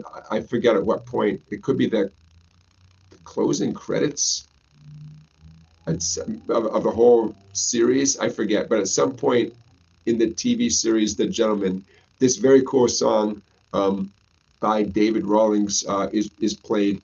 It's called Cumberland Gap. Hey, Christina Vane. Christina Vane just came through New England. She didn't play in my part of Connecticut, but she came through Connecticut. And so I put a link to one of Christina Vane's videos. She plays a little bit of everything. She plays some great slide on a nice resonator guitar. She plays banjo. She does, she's terrific. So David Rawlings and Christina Vane. I can't resist. How about a couple more? These two are an odd couple, but why not, man? That shows you how my little brain works. How many of you have heard of Richard Dawson? Acoustic guitar, also singer-songwriter, you could say. I don't know too much about him. I believe he's British, but very interesting guy. And I heard he came to my attention just recently. I think someone said that they were so happy that Richard Dawson was their opening act, I think, recently. I thought, wow, who's Richard Dawson? So definitely check him out. And then I put another link into, oh man, I love this video so much. It has millions of views. So clearly I'm not the only person who loves this video. Joanna Connor, blues guitar player, Joanna Connor. I love this video so much. The first minute or two of the video is a little talking with the crowd and getting prepped and getting set up. And then she kicks into a great version of Walkin' Blues. Oh, that's what I want to tell you. The Sonny Landreth video is him playing the blues, standard Walkin' Blues. And the Joanna Connor video I just put a link to is her playing the same song. So it's fun to compare and contrast. Anyways, Joanna Connor, holy cow. When I lived in Chicago, in the 90s, basically, late 80s, early 90s, I'm pretty sure she was all over the place, playing at all the blues clubs around Chicago. I don't know if I ever saw her live. I mean, I must have. But anyways, the video I posted by Joanna Connor is so good. Oh my God. I mean, everything, all these YouTube videos I'm turning you on to, they all have value and beauty. But hers is definitely a standout, man. Oh my God, is she good? And the video is her playing at a backyard barbecue. Okay, last couple favorites here. One sort of criteria I have in promoting these folks and hopefully turning you guys on to these folks is these are people that are out there playing. I hope Joanna Connor is still out there. I haven't followed her career. These other folks are out and alive and well. So in the chat, I just put Justin Adams and Valerie June. Again, kind of odd bedfellows, but that's fine. Justin Adams, what a cool guitar player. Oh my gosh. I chose a YouTube video by Justin Adams of, it was labeled Whole Lot of Love, like the Led Zeppelin song. And I'm just going to say, watch the whole video, the whole thing. It's so cool. It's him doing some solo electric playing on a Les Paul with P90s. I think they were P90s. Oh my God, it's so, I don't know. I like Justin Adams a lot, man. And he's got some instructional videos. I think it's a world music educational channel. But just Google him, Justin Adams, and you'll see a whole bunch of videos. And Valerie June. Valerie June is so great. And I posted a video of her doing, I'm forgetting, I think it's a cover of a Lightning Hopkins tune. Valerie June is terrific, and she's on tour right now. And she's got a great voice as well. Anyways, okay, so I think you can tell I get excited about this. If I can turn you guys on, what is that, seven guitar players, 7 musicians. It's one of my favorite things to do during these live streams. And I'm hoping, and some of you have given me good feedback, I'm hoping that one of those people will be like your new favorite. And you know, that's that would make me so happy, because people have done that for me, right? We all do it for each other. They say, oh, have you ever heard da-da-da? And you think, no, I haven't. And then you've got your new favorite thing for a week, a month, a year, whatever, you know. So, okay, there you go. I'm going to check that off my list here. Check. Okay, check. We're getting there, my friends. Okay. Now I'm going to go back to our reason for being here, which is your questions. Don't be shy. If you have asked a question that has slipped my attention, Willie Snyder, I see yours. I'll get to yours in a minute, Willie. Do ask your question again. It's just a one-man operation here, and it's possible I'll miss a question. I'll try not to. Willie asks, what are your feelings on effects? Like a clean sound versus putting on chorus and flanger and all that kind of stuff. I considering I don't use effects too much, I think effects are great. You know, effects, when they're tastefully used, they're awesome. I do so much teaching. So much of my playing is like the nitty gritty. You know, put your finger here, and you know, let's work on that chord change, or whatever. That I don't take time to explore effects very much. I tell you, I've been playing a lot with a friend recently, and I've been doing, I've been getting into some nice sort of slap back delay on some nice kind of 50s rockabilly kind of tunes, and I love that. You know, you know, you can't play that kind of music without a little slap back delay. You know, I love, considering I don't use my wah-wah pedal much at all. I love wah-wah pedals. I'm sorry, it's a guilty pleasure. I think depending on, how cool wah-wah guitar sounds are, it varies from like year to year, generation to generation. I forget if wah-wahs are cool now or not. I love the sound of a wah pedal. I think I love it. Full disclosure, I'm more likely to use a wah pedal as a footrest. Like say I say to a student, hey, try putting your foot up and putting your guitar on your left leg and play like a classical player. I'll say, here, use my wah pedal as a footrest. I know, it's not, it's a pretty expensive footrest, but I love the sound of a wah pedal. So I can't say I depend on effects for my own personal style, but sure, I think effects are great.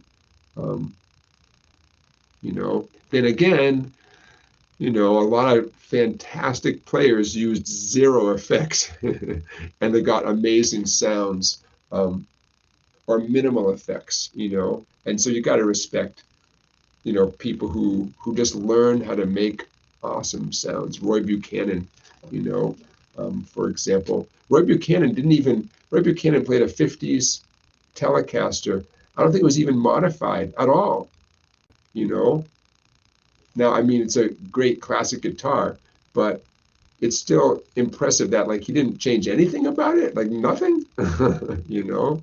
So that was that's a guitar that's most associated with Roy Buchanan. Nancy, did he call his guitar Nancy? I think that's what he named his guitar. So yeah. Deborah says all these terms are so foreign to me because I've never played electric guitar. Well, although you can put your acoustic guitar through this stuff. Hey Debbie, welcome. Debbie, you're at church. You know what? That's okay. I get that. Randy is hooked on Mdu Mokhtar. That was someone I put, you know, a couple weeks ago. I put that band name into the chat. MDOU Moctar, Mdu Mokhtar. Yeah, and like I said, you guys, if you know, people have done the same thing for me, and you know, they might not even have realized that, you know, the one little cassette tape they gave me in 1989 like turned me on so much. Someone turned me on to Blind Willie Johnson. They're like, oh man, I love Blind Willie Johnson so much. And just some guy just said, oh, you know, you might like this or check this out. I don't even remember the guy's name. I remember what he looked like. I don't remember his name. But I remember, I know I have a couple of Blind Willie Johnson CDs in my collection now, you know. Rick G is reminding folks to give our live stream a thumbs up. Yeah, why not? Go for it. Can't hurt. Hey, now is as good a time as any to thank you for those of you who have subscribed to my YouTube channel, because you helped us get over the $200,000 hump, a $200,000 subscriber, I wish, hump. But if you have not subscribed to this YouTube channel yet, why not do it right now? Why not? You know, 250,000, baby, 250,000 subscribers. Why not? Why not blow my mind, you know? A to Z Me, hey, A to Z Me. A to Z Me is saying, one day you should teach us how to play Blind Willie McTell. Another classic, right? Blind Willie McTell mostly played 12 string, exclusively played 12 string, did a lot of 12 string. What a unique voice. Yeah, Blind Willie McTell. You got it. At a certain point, I stopped listening to new music, and I'm sure I missed a whole lot of stuff, but I just kept going back in time, and the stuff I was discovering, like Blind Willie McTell, or you know, a lot of these folks, was so good that when I would tune back into whatever was going on, say the 1990s, it just couldn't compare. I'm sorry, all you rock stars in the 1990s and 2000s and 2010s. I don't know. I missed out on a lot of stuff, but no regrets. No regrets. Omar, thank you for subscribing. I appreciate that. You know, Deborah's putting up the whammy bar. Is an electric guitar effect just by itself, right? Yeah, yeah, yeah. On the one hand, you want to learn how to play your instrument and not get distracted by special effects. Totally get that. I get it. And yet, you know, if you have the time and the budget, it's less expensive than ever to get some sort of effects going, whether they're built into the amp, like some type of modeling amp with a bunch of effects, or small effects processors. I mean, it's never been, you never got so much for so little money. So it sure is fun. In my opinion, whatever keeps you practicing. So, you know, to work on a tune without distortion, but then put on some distortion so you sound even more like the real song, and then there's 20 more minutes of practice. That's a beautiful thing. You know, it's whatever gets that extra time out when you should be doing something else, but like, oh, I'm just gonna play for a few more minutes, and then, you know, it all adds up. Those extra few minutes all adds up. And then, you know, there's the flip side of it, which is using effects to create your own unique sound. And how cool is that? And people do that all the time, and with successful results. And that's why we can say, oh, I know that guitar player is so and so. I know that guitar player is so and so, because you recognize it. You know. Okay. Continue to check things off. Oh, dumb question. We have a dumb question, and we have a quote, a student quote of the week. Okay, let's start with a dumb question. This is my dumb question for you guys. Again, I ask dumb questions, so you don't have to. This is something that came up with a student, and I immediately made a note, like, because this is a dumb question. Okay, he's ready for the dumb question. Dumb question of the week is, what's more important, playing all the right notes accurately, or making the notes and making the music flow? What's more important? You know, music isn't music unless it flows. All the right notes in the world don't matter if it's not flowing. It's not music. Then again, dude, you got to play the right notes. Like no one wants to hear the wrong notes. It's definitely not music if it's the wrong notes. And yet, I don't know. What do you guys think? What's more important, keeping things flowing or getting every note perfect, right? I mean, it's a weird question, you know. Of course, you want to do both, but you know, I don't know. In the heat of the moment, you know, there's something to be said for both of those things, right? What's more important? You cannot neglect either of those things, right? You can't neglect either of those things.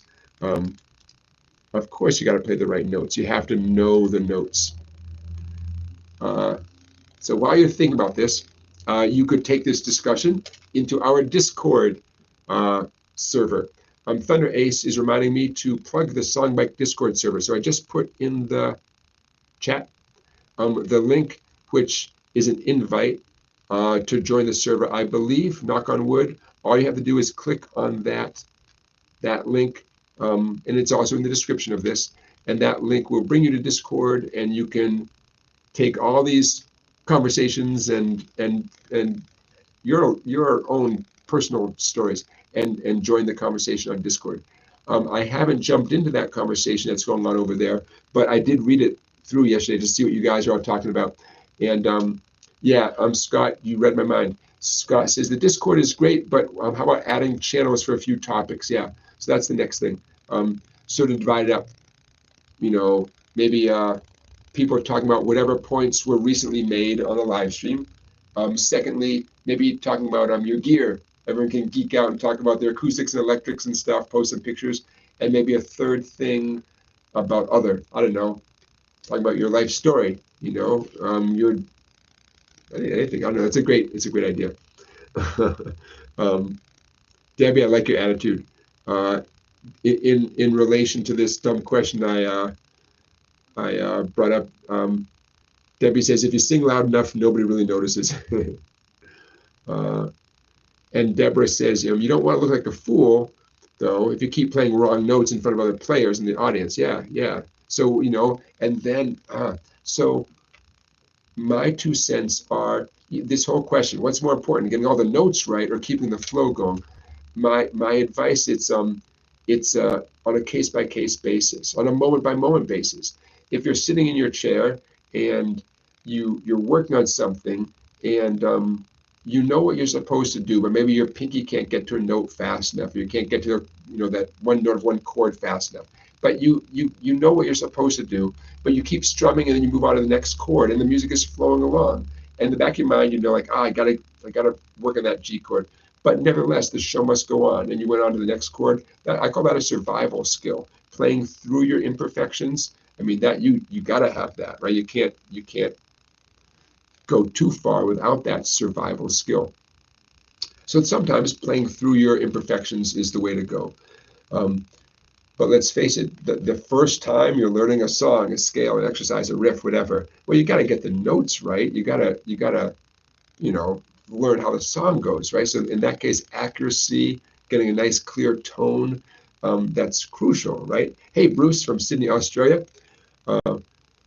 Bruce, my wife and I just watched a show called, oh, sweetie, you're gonna have to remind me, because it was set in Australia, with Julia Garner. You guys know Julia Garner from Ozark, the young actress with the blonde hair. She was in a great show set in Australia, and it was a standalone movie, right? Anyways, Bruce, we're thinking of you guys in Australia. Bruce and Byron, hey, you guys, you're late, yeah, but you know what? Watch it on the repeat. I will be time-stamping tonight's video. Typically, I get to it. Oh, Bruce, it was called The Royal Hotel. The Royal Hotel, set in Australia. No, but it wasn't a horror movie, but it had some tension, let's just say, but very interesting. And presumably it was filmed in Australia, and there's some hopefully it was at least, you know, filmed in Australia and has some authenticity to it. But anyway, very cool movie, and Julia Garner is awesome. My wife and I are big fans of Julia Garner ever since we saw her in Ozark. Okay, so that's the dumb question of the week. What's more important, accuracy or flow? And my response is, it really depends. It depends on where you're at, what the situation is. But since most of us want to play all the notes right, and that kind of goes without saying, I would bet that most of you prioritize playing the right notes, the right chords, then I'm here to encourage you to let go of that perfectionism sometimes, and also work on the skill of playing through stuff to get to the next thing to keep the flow going, because that's a valuable skill as well. Okay, quote of the week, student quote of the week. It had to do, this is a few days ago, by student Tim. I don't think he'd mind me using his real name. It had to do with this notion of something that I think we talked about a little while ago, a couple of live streams ago, where you take a scale. I'm doing a G major scale and 3 treble strings. And instead of playing it up and back like I just did, you play the first 3 notes, and then you go back 1, and play 3 notes, and you go back 1. Remember this? You get to the same end point, but it's like taking the long melodic way of getting there.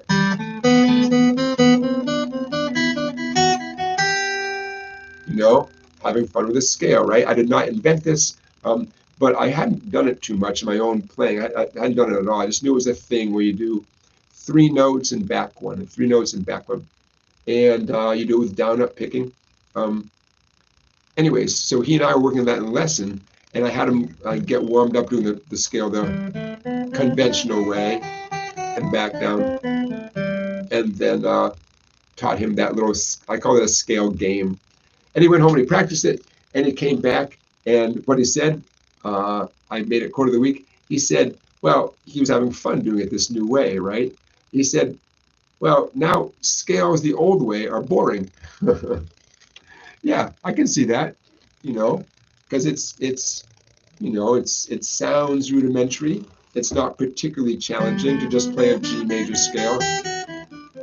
Still good to do it, but it's so cool to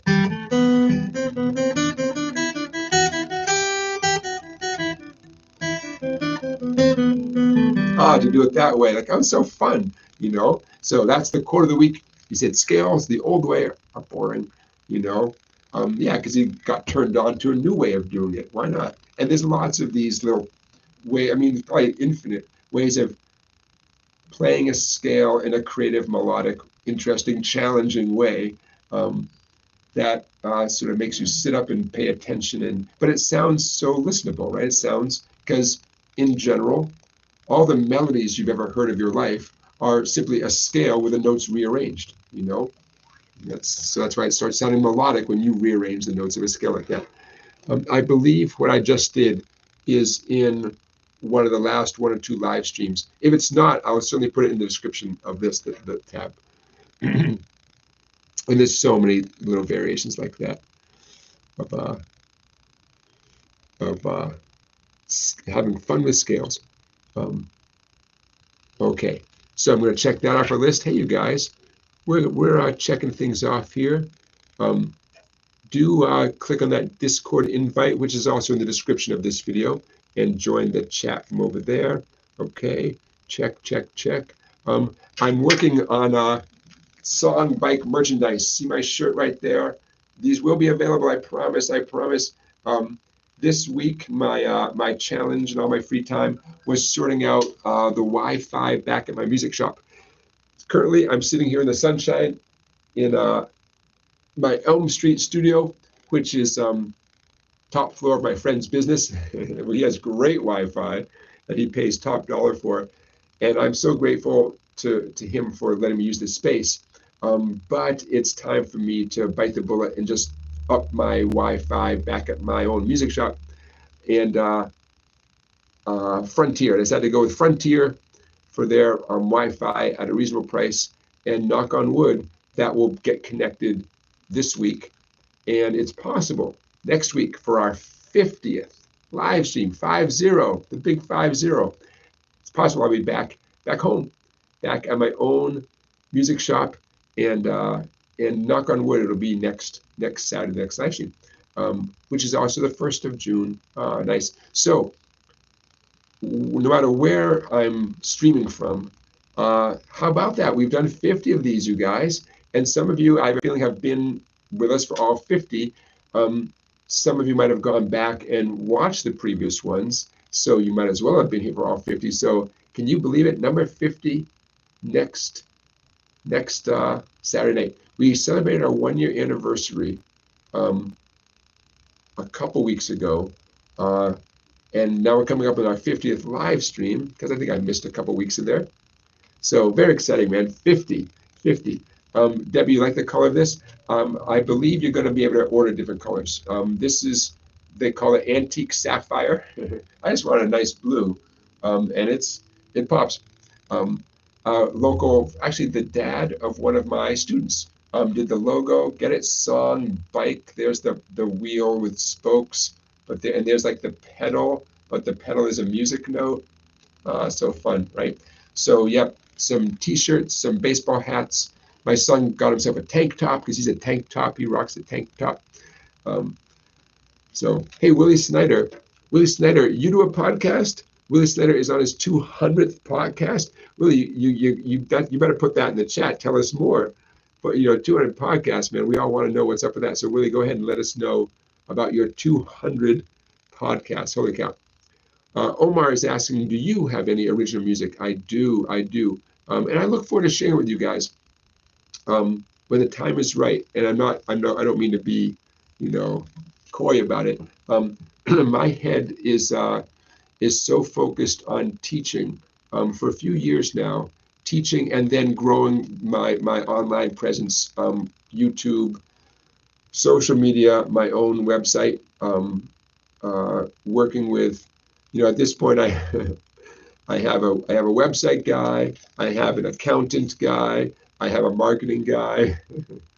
I don't know. It's my little head is spinning. It's great. It's fun. It's all positive. Things are moving in the right direction. I have an internet guy. Knock on wood. This week I'll have a Wi-Fi. Hook up my Wi-Fi guy. Hopefully this week. So my point is, you succeed at what you put time into. And I have not put much time into original songwriting. Although I just played one for my buddy the other day. We get together on Thursday nights quite a bit. And he really, really liked it. I don't think he was just being nice. I think he really liked the tune. And then he was putting in some cool guitar riffs in between the verses, which I thought were great. So believe me, I can't wait to share my own tunes with you guys. I probably won't do it during the live stream because I don't know. It's like showing you baby pictures or vacation pictures. You know, here's some slides from my vacation. But believe me, I'll as soon as the time is right, I'll be promoting it. Hey, speaking of which, I would love it if you guys stayed in touch with me on Instagram or Facebook. A lot of you I know follow those pages, but if you're on Instagram or Facebook, that's how I communicate with you guys outside this live stream with just interesting stuff. I like to think it's interesting. If it's not interesting, I don't share it. It's also how I will let you know if I ever had to cancel one of these or reschedule it in some way. So just head over to Instagram or Facebook and just do a word search for the phrase SongBike, SONGBIKE. Oh yeah, Scott is saying that I could share my songs on Discord. Yeah, great idea. Great idea. Okay, hey, let's check in with our poll as it's going. We have 54 votes, and wow, very interesting. Let's talk about what's in the lead. The question is, how do you learn the guitar? And the majority, 41%. What's that called when it's not over 50%, but it's still the majority? There's a name for that. 41% learn by combining videos and tab. Next down, 36% have a teacher, and you incorporate tab and videos. Excellent. I'm so happy, by the way, that 36% of you have some sort of teacher, some sort of guitar teacher in your life. That's awesome. I didn't know that. It makes me so happy. That's great. 22% learn from videos only. No tab, no teachers, video. It's great. That's the world we live in. And 2%, only 2%, but 2% learn just from tab. So you crack open a book or you go to ultimateguitar.com and you whatever, and you learn just from the tab. And that's great too. Hey, if that's all you need, then there you go. You know, if you don't need to watch someone do it over and over again, if you, yeah, that's great. So there you go. 40% watch from videos and tab, 36% videos and tab plus a teacher, 22% videos only, and 2% tab only. And I'm sure there's some options that I didn't put in, but they only allowed me to put in 4 choices. So those are the first 4 that I thought of. Okay, so Willie's podcast is on Spotify, and it's a music podcast about metal. The Willie Jackerson Experiment on Spotify. It's a metal music podcast. Very cool. All right, so everybody check out Willie's podcast on Spotify. Very cool. The Willie Jackerson Experiment. Very cool. All right, you guys, I'm checking off things on my list. We're getting to the point where it's your last call for questions for me, because I'm checking off the things I want to check off. Oh, the free blues guide. I always say this for last, and I'm not sure why. Get yourself something for free, would you? It's free. The book is free. It's an ebook, and the video is free to watch. Just head over to SongBike. I'm going to make this quick. Ooh, I hear those sirens. When the sirens stop right outside your window, that gives you pause, right? Like, why'd they stop, man? What's going on? I don't know. Okay. So yeah, there you go. It's in the chat. Please head over to www.song-bike.com and get yourself a free blues guide. If you were to bring it over to a print and copy place like Staples or something like that, Kinko's, are Kinko's still around? You could have it printed out. It would look like this: the SongBike Blues Guide, classic song scales and patterns. It's free. It's just free, and the video that goes along with the book is just on my YouTube channel, also for free. Just a quick reminder of what you get when you get the free blues guide. I take a scale like the E blues scale, teach you how to do the E blues scale a couple different ways, and then some famous blues songs where the blues riff is built on the E blues scale. And then we go on to the G blues scale, the A blues scale, F. And no matter which scale we're talking about, there's a famous song that I use as an example. I'm really big on that, you guys. I hope other teachers do this too, because I can't imagine not doing it. But you teach a concept, a scale, whatever, bar chords, and then you say, hey, here's a famous song that uses that. That's just like, number one, I can't imagine not doing that. Number two, it's so fun to make a match. Remember the C harmonic minor scale from a few weeks ago, and that connects with the song "Sweet Dreams Are Made of This" by the Eurythmics, right? The blues guide here also gets into the classic shuffle patterns, easy peasy, but very important. The E shuffle, the A shuffle, the D shuffle.